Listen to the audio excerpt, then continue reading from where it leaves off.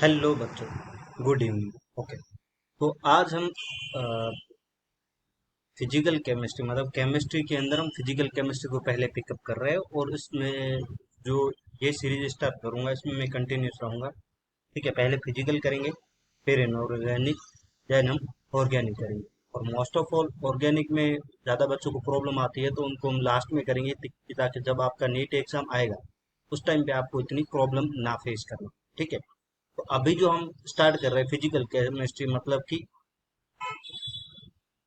जो रसायन विज्ञान है, और इसमें हम स्टार्ट करेंगे मोल कॉन्सेप्ट। ठीक है, मोल कॉन्सेप्ट स्टार्ट करेंगे और उसको हम धीरे धीरे समझेंगे। पहले तो आपको ये बता देता हूँ कि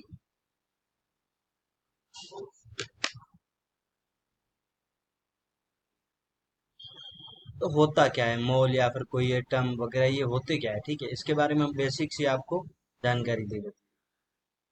अब देखो,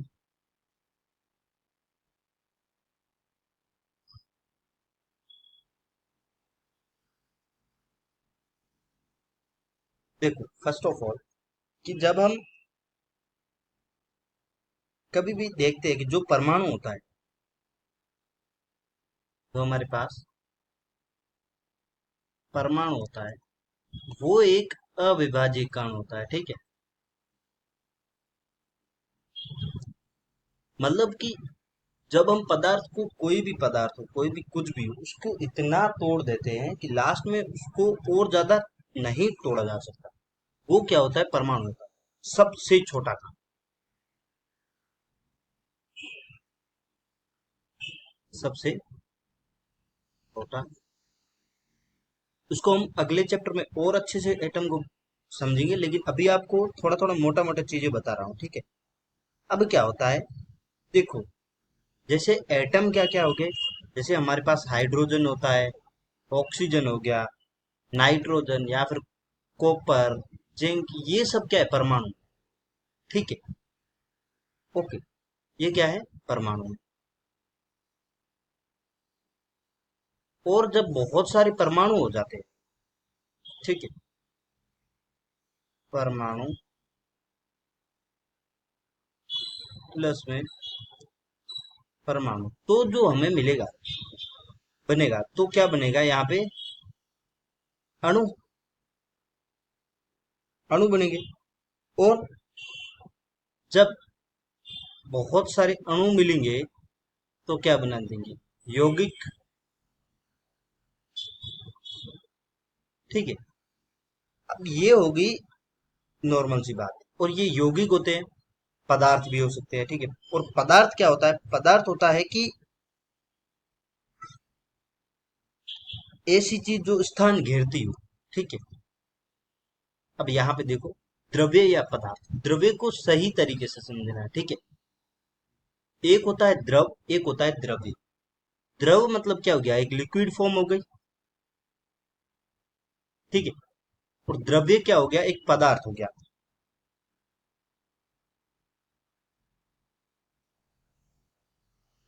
द्रव्य क्या होता है, ऐसी चीज जो स्थान घेरती है, जिसका द्रव्यमान हो और जो अपनी पांच इंद्रियों से महसूस हो कर सके। ठीक है, जैसे इसके लिए हमने बोला है,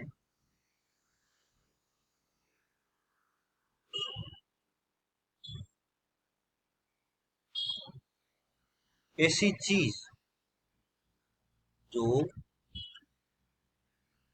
स्थान घेरती हो। ठीक है, जिसका द्रव्यमान,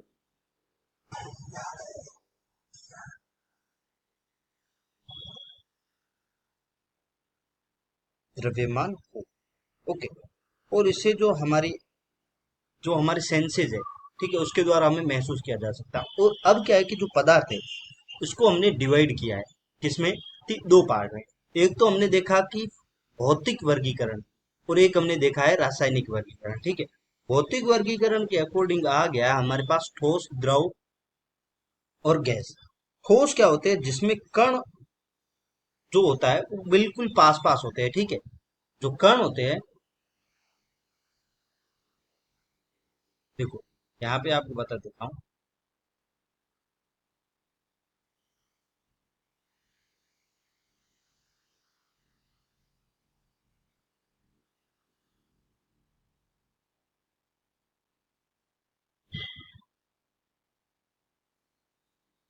ये देखो, जो हमारे पास जो ठोस होता है,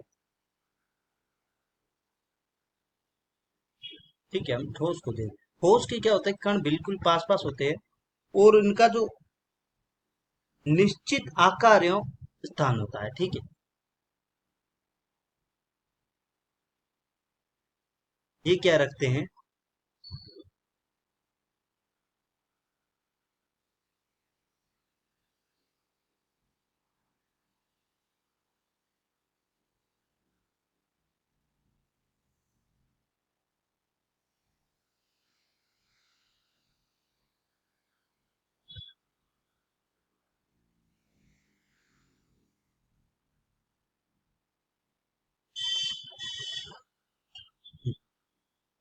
इनका क्या होता है कि निश्चित आकार एवं आयतन होता है।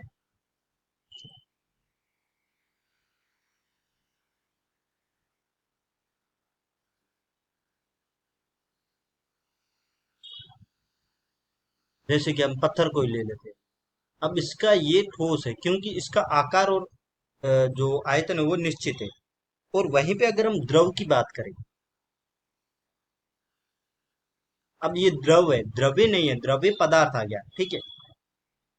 इसका क्या होता है कि निश्चित आयतन लेकिन कोई निश्चित आकार नहीं होता है। आयतन क्या होता है इसका,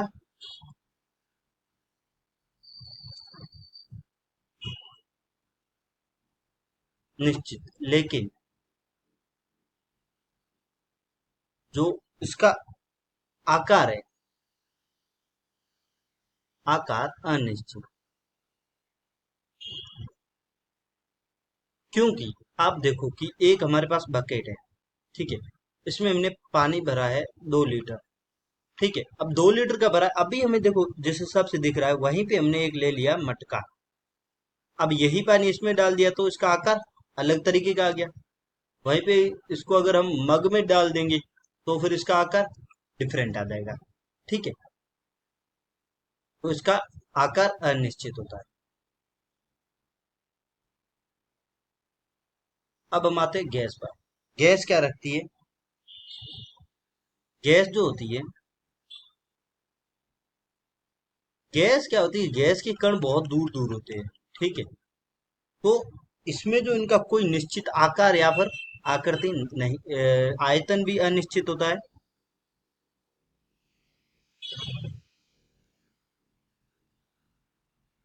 आकार व आयतन दोनों क्या होते हैं, अनिश्चित होते हैं, ठीक है। तो ये हो गया। इसके बाद में तो हमें देखने को मिलेगा ठोस द्रव। उसके बाद रासायनिक में हम देखेंगे, एक तो हमें मिलेगा शुद्ध। शुद्ध में क्या आ गई, और एक मिश्रण। मिश्रण में समांगी। समांगी मतलब हो गया कि ऐसा कोई भी हो जिसमें सारे की सारे एक ही अवस्था में, अगर लिक्विड में है तो लिक्विड में रहेंगे, गैस में है तो गैस में रहेंगे, ठोस में है तो ठोस में रहेंगे। विषमांगी क्या क्या क्या, गैस गैस गैस और लिक्विड हो जाएगा, लिक्विड और ठोस हो जाएगा, इस हिसाब से विषमांगी रह जाते हैं, ठीक है। फिर आते हैं इधर की तरफ तत्व। तत्व कौन से होंगे, धातु, उपधातु और अधातु। ये हम पीरियोडिक टेबल में देखेंगे, ठीक है, इसको अच्छे से। उसके बाद में आगे यौगिक। यौगिक एक तो कार्बनिक हो गया। कार्बनिक कौन से होते हैं, कार्बन हाइड्रोजन के कंपाउंड, ठीक है। और अकार्बनिक जिसमें जैसे कि क्लोरीन, नाइट्रोजन वगैरह ये सारे कंपाउंड आ जाते हैं, ये अकार्बनिक में चले जाते हैं, ठीक है, फ्लोरीन वगैरह, ठीक है। अब देखो उसके बाद में, अब हम आते हैं थोड़े बहुत नियमों की तरफ, ठीक है। नियमों की तरफ आएंगे तो कुछ नियम दिए गए थे मोल कॉन्सेप्ट को समझने के लिए कि किस हिसाब से हम किसी अभिक्रिया को संतुलित करते हैं। तो एक नियम दिया गया था लेवोसियर के द्वारा, ठीक है। लेवोसियर जी ने बोला था कि इसको परमाणु संरक्षण का सिद्धांत भी कहा जाता है, ठीक है, लेकिन दिया किसने था, लेवोसियर ने, ओके। किसी भी भौतिक या रासायनिक परिवर्तन में द्रव्यमान को ना ही तो उत्पन्न किया जा सकता है और ना ही नष्ट किया जा सकता है। मतलब कि वो होता है, वो किसी ना किसी फॉर्म में चेंज होता रहता है। नष्ट नहीं कर सकते, ना ही उसको और बना सकते हैं। जो जितना है वो इतना ही कांस्टेंट है, ठीक है। अब देखो यहाँ पे एक दे रखा है कि अभिक्रिया के प्रारंभ में कुल द्रव्यमान इज इक्वल्स टू बराबर रिएक्शन के, रिएक्शन अभिक्रिया ही है, ठीक है। इसको भी हम रिएक्शन जहां भी लिखूं तो उसको समझ जाना कि ये अभिक्रिया ही लिख रहा हूं। अभिक्रिया के बाद में कुल द्रव्यमान वो दोनों इक्वल होने चाहिए। तो ये संरक्षण का नियम था, इसमें कुछ कमियां रह गई थी। कमियां क्या थी? जैसे देखो यहाँ पे हमें दे रखा है CaCO3, ठीक है, और यहाँ पे हमें CO दे रखा है। अब यहाँ पे अगर हम देखेंगे इनका टोटल मास काउंट करेंगे, तो देखो कैल्शियम का कितना होता है 40, प्लस में कार्बन का कितना होता है 12, प्लस में ऑक्सीजन का होता है 16, तो तीन का कितना हो गया 48। अब ये टोटल मिला के कितना हो गया 100, है ना, 100 ग्राम। यहाँ पे अब देखो कि कैल्शियम में 40, प्लस ऑक्सीजन एक का 16, प्लस कार्बन का 12, प्लस दो ऑक्सीजन का 32, तो यहाँ पे भी कितना आ गया 100 ग्राम। तो यहाँ पे देखो टोटल द्रव्यमान जो है वो सेम है, जितना अभिक्रिया के पहले था और जितना अभिक्रिया के बाद है, दोनों भी बराबर है, ठीक है, तो इक्वल है। तो यहाँ पे ये नियम फॉलो होता है। लेकिन इसमें कमियां ये थी कि यदि किसी रिएक्शन में गैस उत्पाद के रूप में हो, तो हमें बंद पात्र लेना चाहिए। बंद पात्र क्यों है? क्योंकि फॉर एग्जाम्पल एक हमने, ये एक पात्र है, ठीक है, इसमें ये गैस भरी गई है, ठीक है, और ये हमें दूसरा पात्र है जो कि खुला है। अब अगर इसी गैस को हम खुले में करा देंगे, ये पहले था, ये बाद में है, ठीक है, ये पहले है और ये बाद का है। आप ही सोचो कि अगर ये बंद है तो गैस भले कितना भी करेंगे तो इसके अणु वापस ही आएंगे टकरा के। लेकिन यहाँ पे क्या होगा कि इसकी गैस के अणु निकल जाएंगे यहाँ से, तो ये द्रव्यमान लॉस हो जाएगा, ठीक है, द्रव्यमान कम पड़ जाएगा। इसलिए ये भी एक कमी रह गई। दूसरी थी नाभिकीय अभिक्रियाओं पर नियम लागू नहीं होता है, क्योंकि द्रव्यमान का कुछ भाग ऊर्जा में परिवर्तित हो जाता है। ऊर्जा का फॉर्मूला यहाँ पे लिया गया है, E=mc²। यहाँ पे जो हमें ई दिखा रहा है, ठीक है, ई जो हमें यहाँ पे दिखा रहा है, ये दिखा रहा है ऊर्जा को, और यहाँ पे जो एम हमें दिखा रहा है, ये दिखा रहा है द्रव्यमान को, और यहाँ पे जो सी दिखा रहा है, ये क्या दिखा रहा है वेग को, और इसका वैल्यू होता है 3 × 10⁸ मीटर पर सेकेंड, ठीक है, मीटर पर सेकेंड के हिसाब से दिखा रहा है। अब ये एक रासायनिक अभिक्रिया है। अब इसमें देखो द्रव्यमान एकदम कांस्टेंट है, लेकिन क्योंकि देखो जो हाइड्रोजन है, हाइड्रोजन के एक परमाणु का जो भार होता है वो होता है 1 ग्राम। तो टोटल कितने हैं हमारे पास, 2 × 3 6, 6 ग्राम है। और नाइट्रोजन का एक का होता है 14, तो दो का कितना हो गया 28। यहाँ पे देखो 28, 28 प्लस 6 कितना हो गया 34। यहाँ पे भी देखो हमें वही मिलेगा 17 × 2 34 ग्राम, तो इक्वल है। यहाँ पे रिएक्शन फॉलो हो रही है। लेकिन ये देखो नाभिकीय अभिक्रियाओं का हमें स्पेशली बोला गया है। नाभिकीय अभिक्रियाओं में यहाँ पे देखेंगे तो एक जो है द्रव्यमान यहाँ पे कम पड़ रहा है, वो क्यों निकल गया, ठीक है, नाभिकीय ऊर्जा में परिवर्तित। तो ये हो गया ऊर्जा संरक्षण का नियम या द्रव्यमान संरक्षण का नियम से, ठीक है। अब हम आते हैं सेकंड नियम पर। सेकंड नियम है स्थिर अनुपात का नियम, ठीक है। स्थिर अनुपात का नियम किसने दिया था? प्राउड ने दिया था। और उसमें कहा था कि किसी भी रासायनिक यौगिक में तत्वों का द्रव्यमान जो होता है उसका अनुपात, द्रव्यमान प्रतिशत, वो स्थिर रहता है, चाहे वो रासायनिक यौगिक किसी भी विधि से बनाया गया हो, ठीक है। जैसे कि अब यहाँ पे देखो आप एग्जाम्पल के लिए, ये कार्बन है, ठीक है, इसके साथ O2 ने रिएक्ट की और हमें दे दिया CO2, ठीक है। अब अगर हम देखें, यहाँ पे हम लेते हैं कार्बन, यहाँ पे ले लेते हैं ऑक्सीजन, ठीक है। अब कार्बन के यहाँ पे कितने एटम है? कार्बन का जो वेट होता है वो कितना होता है 12, ठीक है। वहीं पे ऑक्सीजन का होता है 16 × 2 32। अब अगर हम देखें, चार का डिवाइडेशन करके देखें तो यहाँ पे कितना 3 और यहाँ पे 8, 3:8 आ गया।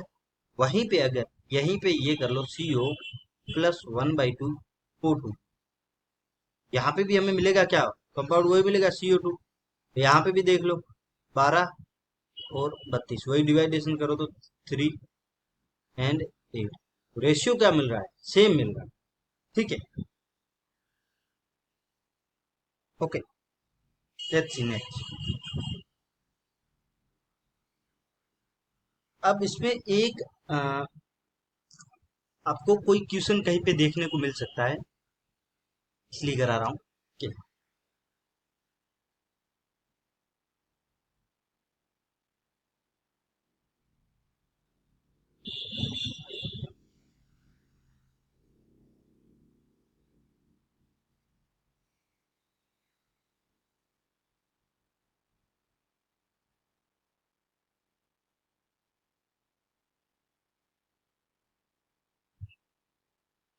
यहाँ पे क्या होता है कि एक अलग से विधि दी जाती है कॉपर ऑक्साइड बनाना।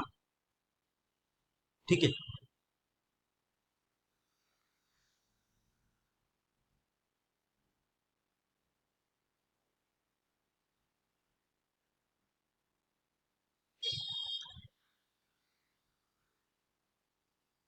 ऑक्साइड बनाना, कोई क्वेश्चन आपको दिख सकता है इसमें। तो आपको क्या देखना है कि दो प्रकार के मेथड होते हैं। ठीक है, दो प्रकार की विधियां होती है। मेथड, मेथड फर्स्ट जो है वो कुछ इस प्रकार से का है कि 1.75 ग्राम धातु से धातु से 2.19 ग्राम धातु ऑक्साइड बनता है।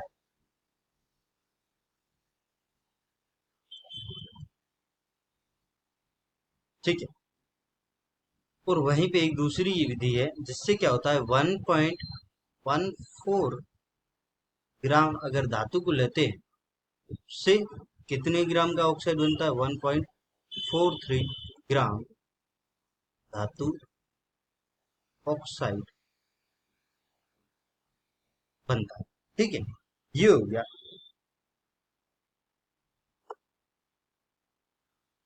अब एक क्वेश्चन देखते हैं। ठीक है, एक हम यहाँ पे क्वेश्चन देखते हैं,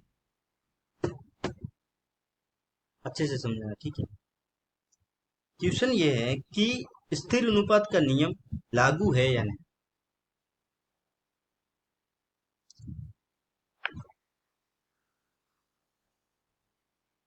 क्वेश्चन क्या है?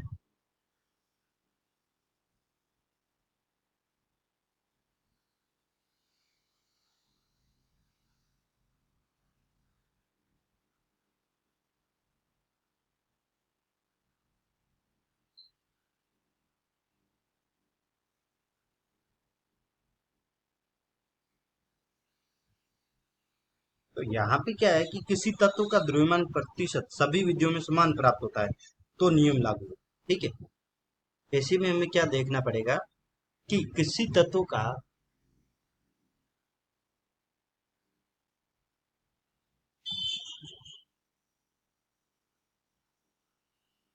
द्रव्यमान प्रतिशत, ठीक है, सभी विधियों में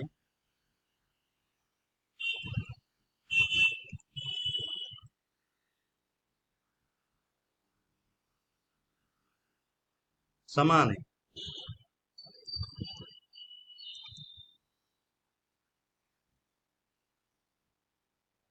तो नियम लागू। ये आपको क्वेश्चन सोल्व करने में हेल्प करेगा। आपको क्या करना है कि जैसे ये जो एग्जांपल मैंने दिखाया, इस प्रकार से आपको अलग अलग तरीके से बना के फिर इनका ये रेशियो निकालना है। ठीक है, अगर सेम आ रहा है सभी में, ठीक है, सेम आ रहा है तो फिर वो नियम फॉलो करता है। ठीक है, एक और हम कमियां देख लेते हैं इसकी, इस नियम की।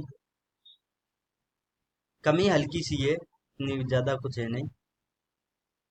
कमी क्या थी कि अगर समस्थानिक हो, जैसे कि H2O और D2O, तो यहाँ पे देखो कि H2O है 2:16, अगर इसका सिंपल अनुपात देखे तो 1:8।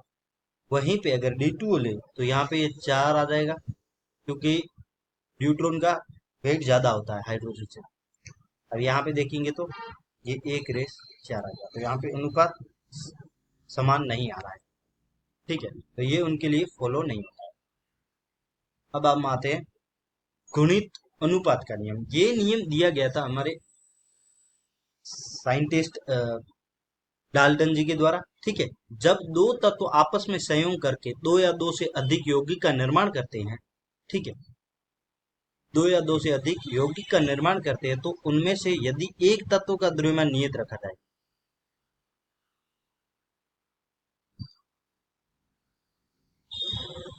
एक यदि एक तत्व का द्रव्यमान नियत रखा जाए तो दूसरे तत्व का द्रव्यमान अनुपात उन यौगिकों में एक सरल अनुपात प्राप्त होता है। जैसे कि देखो यहाँ पर अगर हम एग्जाम्पल ले लें, उदाहरण ले लें कि हम ले लेते हैं कि हाइड्रोजन है, ये ऑक्सीजन है, ठीक है। यहीं पे इसके और इसके एक अणु तो ये भी बन सकता है H2O, और वहीं पे अगर इन दोनों को हम और देखें तो H2 हाइड्रोजन पर ऑक्साइड भी बन सकता है, ठीक है। अब यहाँ पे क्या करते हैं, हम इसको डिवाइडेशन का गेम खेल लेते हैं।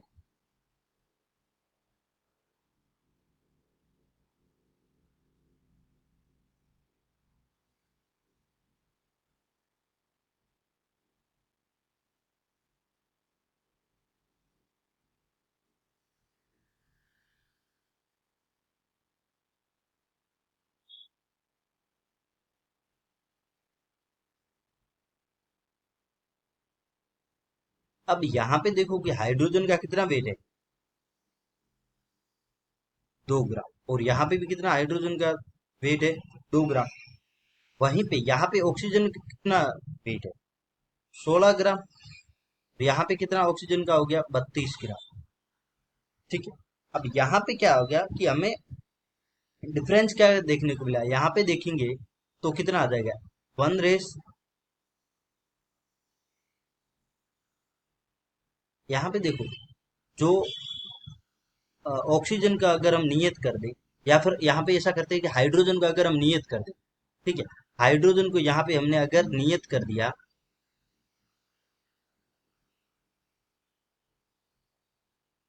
हाइड्रोजन का अगर यहाँ पे नियत कर दिया, ठीक है, तो यहाँ पे ऑक्सीजन का हमें रेशियो क्या मिलेगा, 1:2, क्योंकि भाई 16/32, अगर इसका हम डिवाइडेशन करेंगे तो क्या आएगा, 1/2, 1:2 आ गया। तो ये सरल अनुपात मिल गया।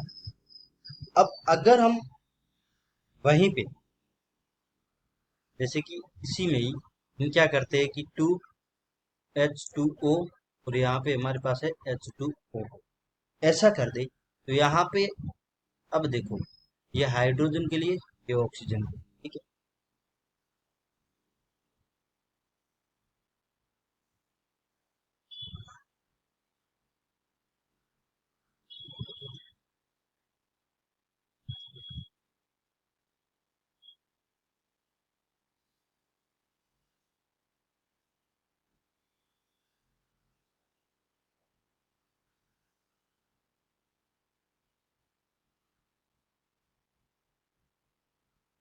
ये हम हाइड्रोजन के लिए लेते हैं, यहाँ पे ऑक्सीजन। अब देखो यहाँ पे इसमें अगर हाइड्रोजन का हम वेट देखेंगे तो यहाँ पे कितना आ जाएगा, 2, 2, 4 ग्राम। वहीं पे यहाँ पे अगर हम देखेंगे ऑक्सीजन में तो कितना आ गया, 32 ग्राम, ठीक है। अब यहाँ पे H2O2 में देखते हैं, यहाँ पे हाइड्रोजन का देखेंगे तो कितना, 2 ग्राम। वहीं पे अगर यहाँ पे ऑक्सीजन का देखेंगे तो कितना आ गया, 32 ग्राम। तो यहाँ पे हमने क्या किया है कि ऑक्सीजन का जो द्रव्यमान है उसको नियत ले लिया, तो यहाँ पे इनका जो हाइड्रोजन का जो रेशियो आएगा वो कितना आएगा, 2:1, क्योंकि भाई 4/2 कितना आ गया, 2:1, ठीक है। उस हिसाब से ये सरल अनुपात हमें प्राप्त होता है, ठीक है। ये नियम हो गया। अब हम आते हैं नेक्स्ट पर, नेक्स्ट हमें नियम है वो है गेलुसेक का नियम। गेलुसेक का नियम क्या कहता है कि इस नियम के अनुसार किसी रासायनिक अभिक्रिया में गैस संयोग करती है एक बार, ठीक है, या उत्पन्न होती है, तो उनके आयतनों के मध्य सरल अनुपात होता है। सरल अनुपात कैसे होता है, जैसे कि अब देखो सरल अनुपात का मीन्स ऐसे हो गया कि जैसे हम रिएक्शन करवा रहे हैं अमोनिया की फॉर्मेशन की, ठीक है, N2, और ये हमें फॉर्म करके क्या दे रहा है, 2NH3। अब यहाँ पे जो सरल अनुपात का मतलब है ये है कि यहाँ पे जो हाइड्रोजन ली है ये 3 लीटर H2 गैस है, यहाँ पे 1 लीटर हमारे पास N2 गैस है, और जो ये मिली है वो कितनी मिल रही है, 2 लीटर NH3 मिली है। तो यहाँ पे जो अनुपात है वो क्या हमें मिल रहा है, 3:1:2। तो ये सरल है, ऐसा नहीं है कि 3:1 1:1.23, ऐसा नहीं मिल सकता, ये फिक्स डिजिट में मिलेगा। इस नियम को, जो ये नियम है, इस नियम को हम एक और नाम दे सकते हैं, जिसको कहते हैं स्थिर अनुपात का नियम। क्या बोलेंगे?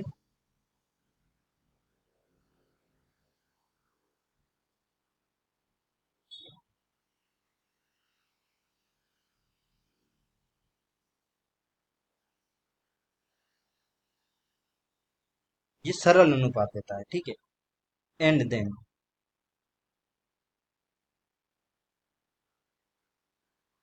अब एक उसी में हम देख लेते हैं कि यहाँ पे CO2 देख लो, या फिर ऐसा करो NH3, ठीक है। NH3 देखा, तो अब देखो ये नाइट्रोजन है, यहाँ पे 3 हाइड्रोजन। नाइट्रोजन हमेशा के लिए 1:3 में ही आएगा, ठीक है। परमाणुओं की संख्या में भी देखेंगे,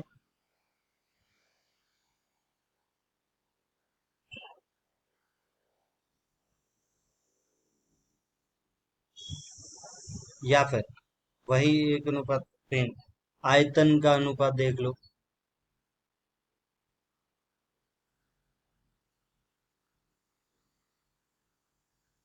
ओके। वहीं पे अगर हम ये देख ले CO2 के लिए,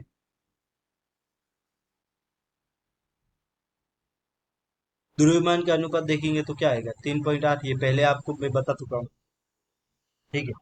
और अगर परमाणु का अनुपात देखेंगे तो भी फिक्स में ही आएगा, सरल अनुपात में आएगा, 1:2, क्योंकि परमाणु कार्बन के एक है।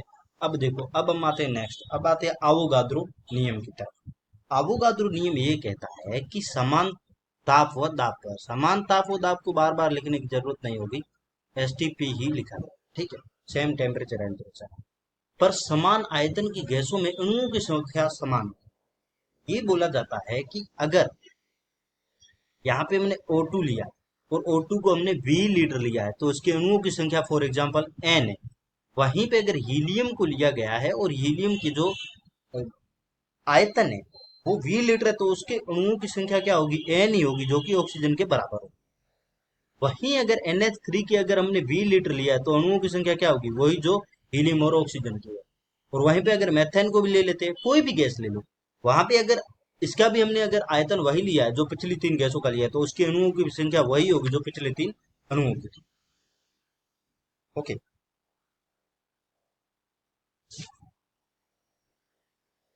अब मोस्टली जो आज का जो मेरा मेन एजेंडा था, कि भाई मेरे को थोड़ा थोड़ा करके आज की शुरुआत कर देनी है, इसके बाद में हम क्या कि फिर फ्लो में आ जाएंगे, क्वेश्चन प्रैक्टिस करना वगैरह वगैरह, है ना। हर एक चीज को हम डीपली स्टडी करने लगेंगे और आपको मैं क्वेश्चन प्रैक्टिस भी कराऊंगा,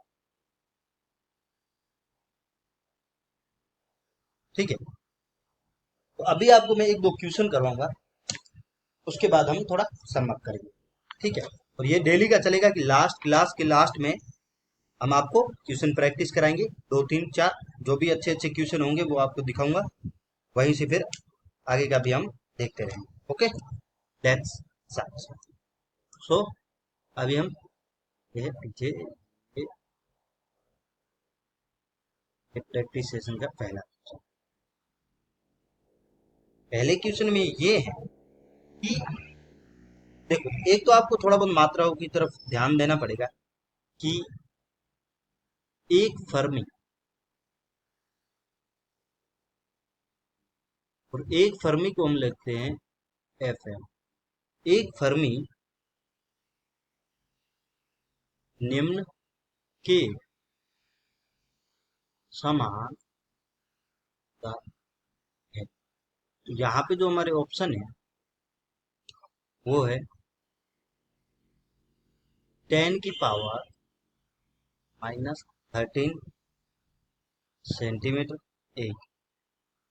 सेकंड है 10⁻⁻15 सेंटीमीटर थर्ड वन जो है वो है 10⁻⁻10 सेंटीमीटर।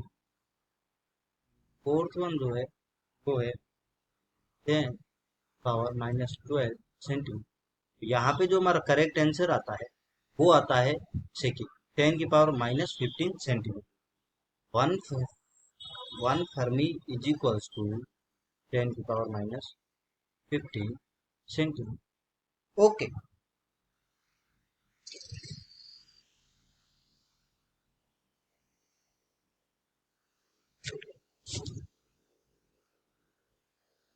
अब देखो,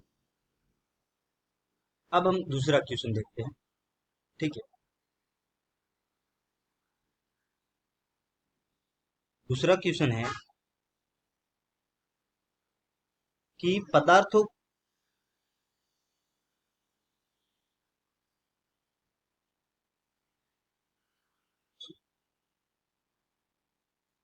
पदार्थों का निम्न में से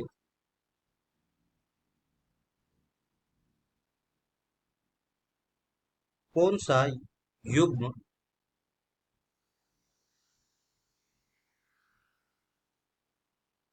गुणित अनुपात के नियम को दर्शाता है।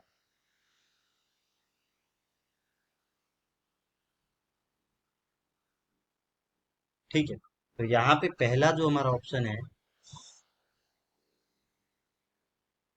ये है CO एंड CO2, एक। दूसरा है H2O एंड B2। तीसरा है NaCl एंड NaBr। चौथा जो है ये है MgO एंड MgOH। अब देखो इसमें क्या है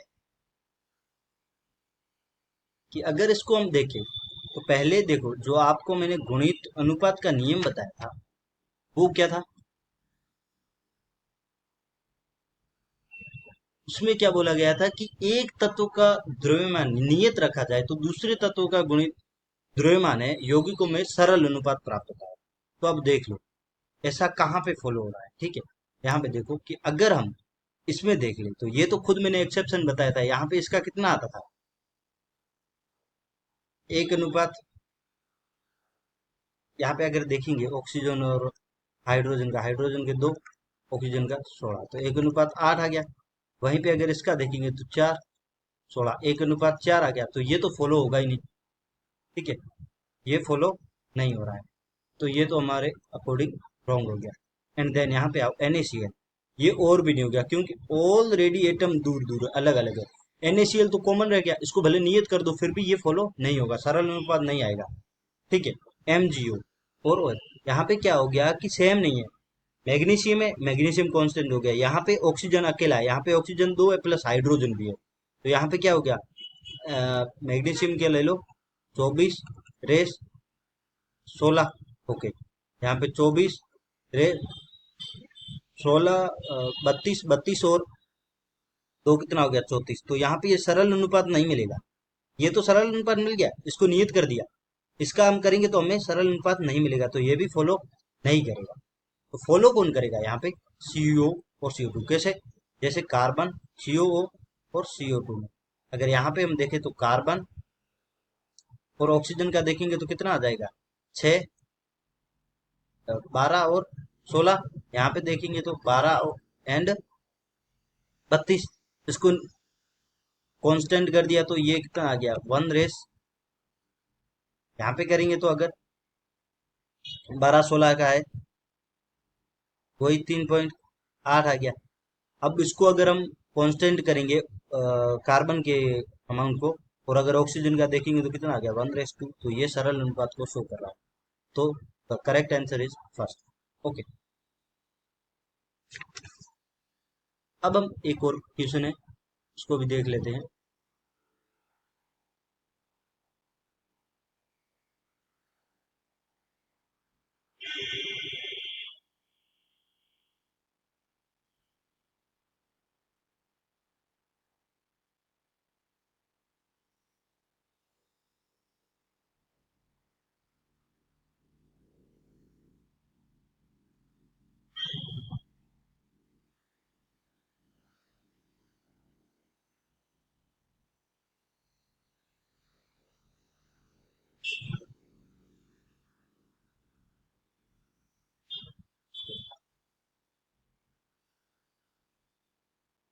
क्वेश्चन है कि रासायनिक समीकरण, तीसरा है ना, रासायनिक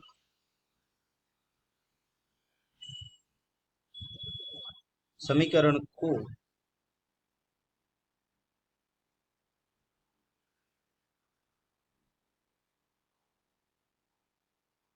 इस नियम के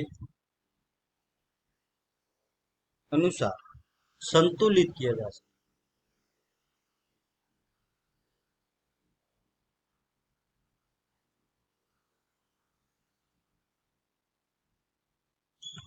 वो ऑप्शन में हमें दे रखा है, एक दे रखा है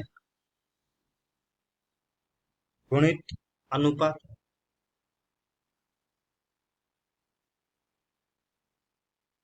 ठीक है। दूसरा हमें दे रखा है व्युत्क्रम, व्युत्क्रम मतलब कि उल्टा अनुपात, ठीक है। और तीसरा हमें दे रखा है द्रव्यमान संरक्षण,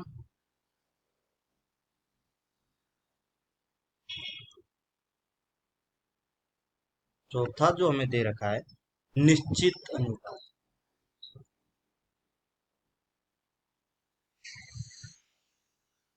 अब देखो कि ये बोला गया संतुलित, तो संतुलित कैसे करेंगे कि जो अभिक्रिया के पहले द्रव्यमान है और अभिक्रिया के बाद में द्रव्यमान, उन दोनों को इक्वल कर दो, रिएक्शन संतुलित हो जाएगी। तो वो किसके द्वारा होता है?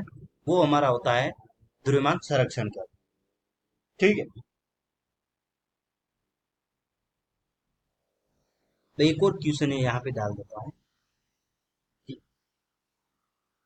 तो 1 AMU निम्न के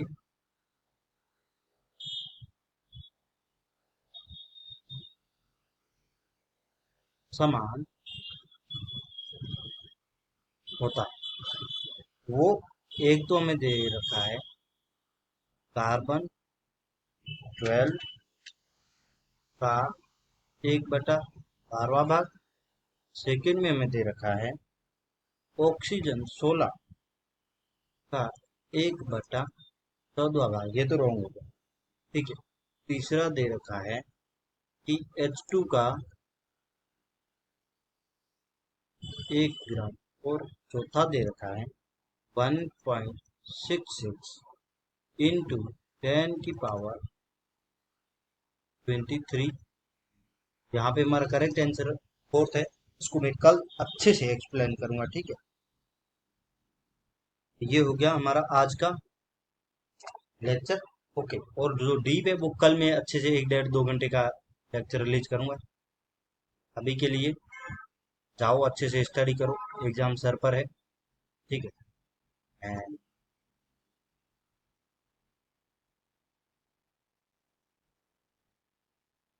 thank you, face with happiness, okay.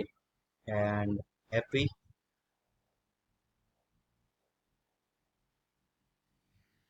Public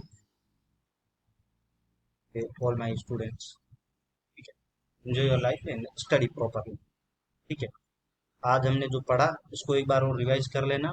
कल मैं आपको अच्छे से जो मोल कॉन्सेप्ट का, जो आज क्या है कि इंट्रोडक्शन था, तो इतना ज़्यादा अभी से अगर प्रेशर ज़्यादा दे दे तो आपको भी प्रॉब्लम होती।